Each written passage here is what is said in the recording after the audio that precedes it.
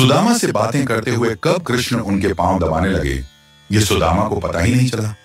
सुदामा सो चुके थे, किंतु कृष्ण अपनी स्मृतियों में मग्न बचपन की बातें करते हुए उनके चरण दबाते जा रहे थे। तभी रुक्मिणी ने धीरे से उनके कंधे पर हाथ रखा।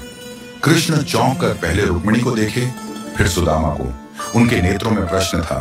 रुक्मिणी मुस्कुराई और उनके इस संकेत को समझकर कृष्ण धीरे से उठे और अपने कक्ष की ओर बढ़ चले।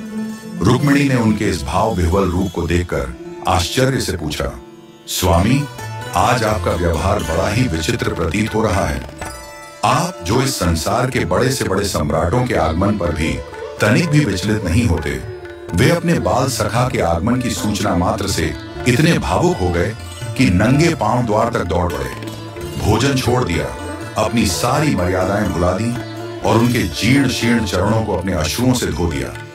आप जो युद्ध, कूटनीति और राजनीति के शिखर पर हैं, वे अपने मित्र को देखकर इतने अभिभूत हो गए कि बिना कुछ विचारे समस्त त्रिलोक की संपदा उसे अर्पण करने को तत्पर हो उठे। कृष्ण ने हल्की मुस्कान के साथ उत्तर दिया, वह मेरा बचपन का सखा है रुक्मिणी।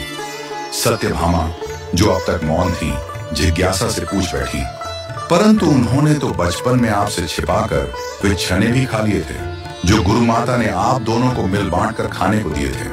अब ऐसे मित्र के लिए इतनी भावुकता क्यों? कृष्ण हंस पड़े और बोले, सत्यभामे, सुदामा ने जो किया उसके लिए समस्त सृष्टि को उसका ऋणी होना चाहिए। वह चने उसने इसलिए नहीं खाए थे कि उसे भूख लगी थी, बल्कि इसलिए खाए थे कि वह नहीं चाहता था कि उसका प्रिय मित्र कृष्ण दरिद्रता देखे। उसे झांत था कि वे चने आश्रम में छोड़ कर गए थे। यह भी झांत था कि वे चने एक ब्राह्मणी के घर से चुराए गए थे और उसने क्रोधवश शाप दिया था कि जो कोई भी इन्हें खाएगा वह जीवन पर्यंत दरिद्र रहेगा। सुदामा ने वे चने इसलिए मुझसे छिपाकर खा लिए ताकि मैं सुखी रहूं।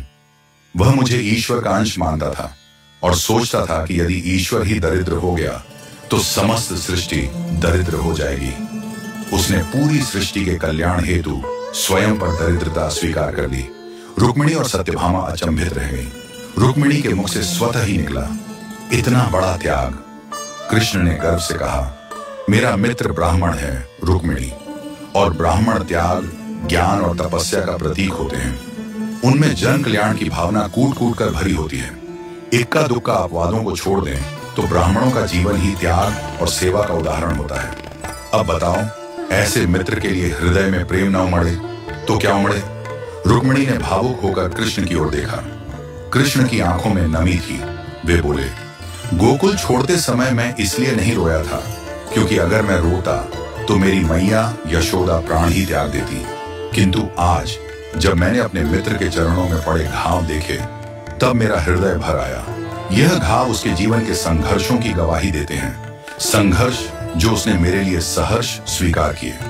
थोड़ी देर मौन रहने के बाद उन्होंने रुक्मिणी से पूछा, पता है रुक्मिणी, परिवार को छोड़कर इस कृष्ण का भला करने वाला कोई नहीं मिला सिवाय सुदामा के। संसार के लोग मुझसे अपना भला करवाने आते हैं, लेकिन सुदामा जैसे मित्र वही होते हैं जो अपने मित्र के सुख के लिए स्वयं कष्ट सहते हैं। ऐसे मित्र दुर्लभ होते हैं और अनगिनत पुण्यों के फल स्वरूप मिलते हैं। अब बताओ, ऐसे मित्र को यदि मैं समस्त त्रिलोक की संपदा भी अर्पित कर दूं तो भी क्या वह पर्याप्त होगा? कक्ष में सन्नाटा छा गया। केवल सिसकियों की धीमी ध्वनि गूंज रही थी। रुक्मिणी, सत्यभामा और सभी रानियों के नेत्र अश्रुपूर्ण थे और कक्ष के बाहर सुदामा के नेत्रों से अश्रुओं की गंगा जमुना बह रही थी।